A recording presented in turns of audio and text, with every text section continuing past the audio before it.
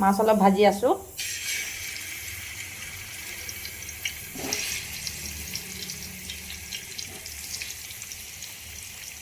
মাছখিনি বহুত ডাঙৰকৈ কাটিলে।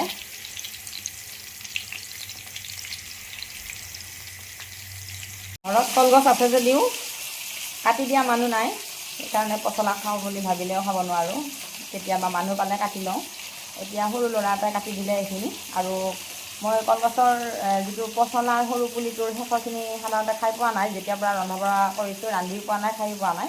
কিন্তু ওচৰৰে খুব আপোন বোৱাৰী এজনী, খুব মৰম লগা, তেওঁ তাৰমানে ক'লে যে এইখিনিও খাব পাৰি। মই এইখিনি মিক্সিত মাৰি ল'লোঁ অকণমান, আৰু ইফালে এইখিনি যোগাৰ কৰি লৈছোঁ। আজি ইফালে মাছ ভাজি আছোঁ। মাছখিনি অলপ ডাঙৰ ডাঙৰকৈ কটাৰ কাৰণে সময় লাগিছে। এইখিনি মই এই পচলাৰ এইখিনিৰে মই বনাই খাম। আপোনালোকে খাই পাইছে নেকি জনাবচোন বাৰু। এতিয়া কেৰাহীত অকণমান তেল দিলোঁ।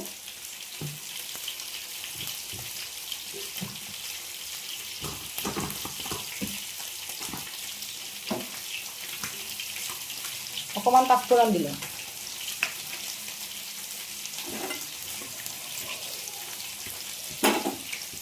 শুকান জলকীয়া, তেজপাত, আজি পচলাত খাৰ নিদিওঁ, এনেই বনাওঁ। আলু অলপ ভাজিলোঁ, অলপ পিঁয়াজ আৰু আলু একেলগে ভাজিছোঁ। আলুখিনি ৰং তেতিয়া ধুনীয়া সুন্দৰ হ'ব। একেলগে ভাজিছোঁ আৰু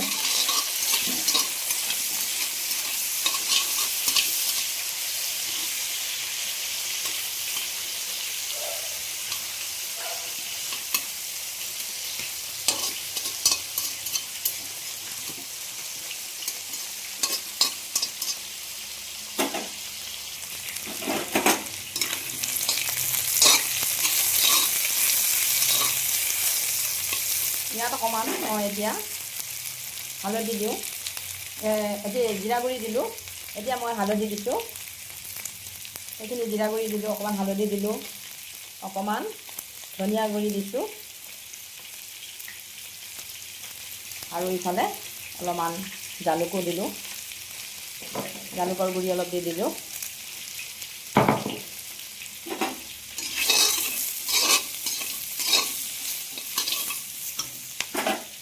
এতিয়া মই মিক্সিত মাৰি লোৱা পেষ্টটো ইয়াতে দি দিলোঁ।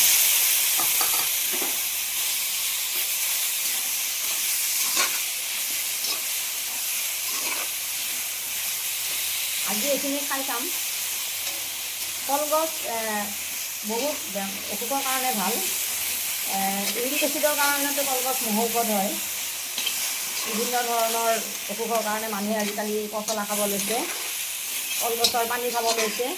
কলগছৰ একোৱে পেলনি নাযায়। কলগছৰ পৰা আমি খাৰ বনাইও লওঁ। আমাৰ অসমীয়াৰ খাৰখিনি বহুত দৰকাৰী। বিভিন্ন ধৰণৰ বস্তুত আমি খাৰ দি খাওঁ। আজি কিন্তু এইখিনিত মই খাৰ নিদিওঁ, এইখিনি মাছেৰেহে বনাম। অলপ মছলা দি দিছোঁ সেইকাৰণে। এতিয়া অকণমান মই নিমখ দিওঁ।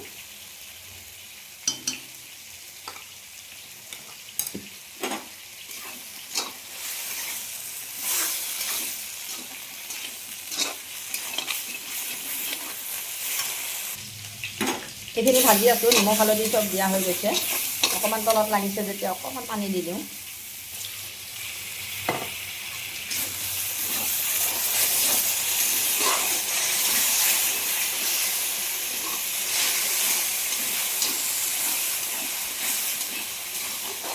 গোন্ধটো কিন্তু খুব সুন্দৰ হৈছে, আমোল ওলাই গৈছে গোন্ধটো।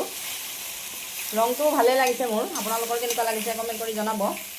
আপোনালোকে মোৰ ভিডিঅ'সমূহ যিসকলে চাই আপোনালোকে জানে, আৰু তেওঁলোকে ছাবস্ক্ৰাইব কৰি লৈছে বুলি গম পাইছোঁ।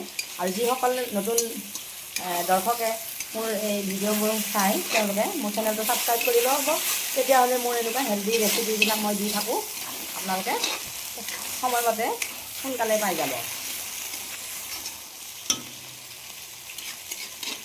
এইখিনি মোৰ অকণমান তলত লাগিছে, মই অলপ পানী দি দিওঁ। এইখিনি অলপ উতলক।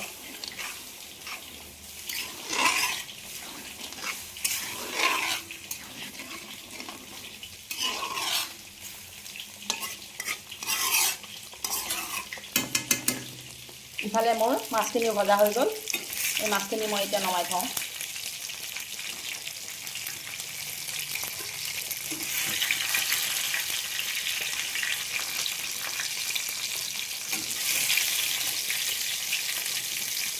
মাছখিনি অকণমান ডাঙৰকৈ কটা আছিল, সেইকাৰণে সময় লাগিছে।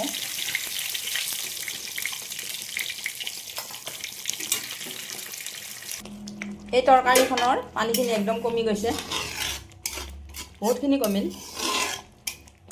ছোৱালীজনীক মই খাই চাব দিছোঁ, খুব সুন্দৰ হৈছে বোলে, গতিকে ভালেই লাগিব। এতিয়া মই অকণমান কেঁচা জলকীয়া দি দিলোঁ, জ্বলা হওক। তাৰপিছতে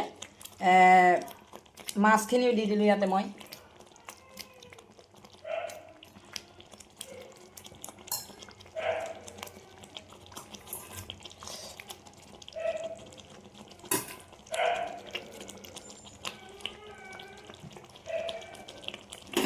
মাছখিনি অলপ সময় ঢাকন মাৰি থৈ দিম।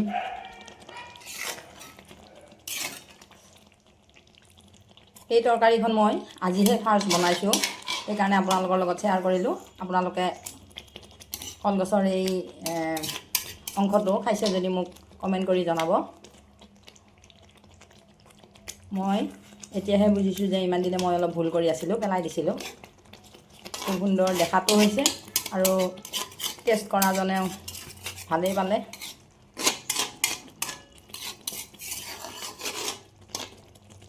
মাছেৰে ৰন্ধা এই তৰকাৰীখন হৈ গ'ল।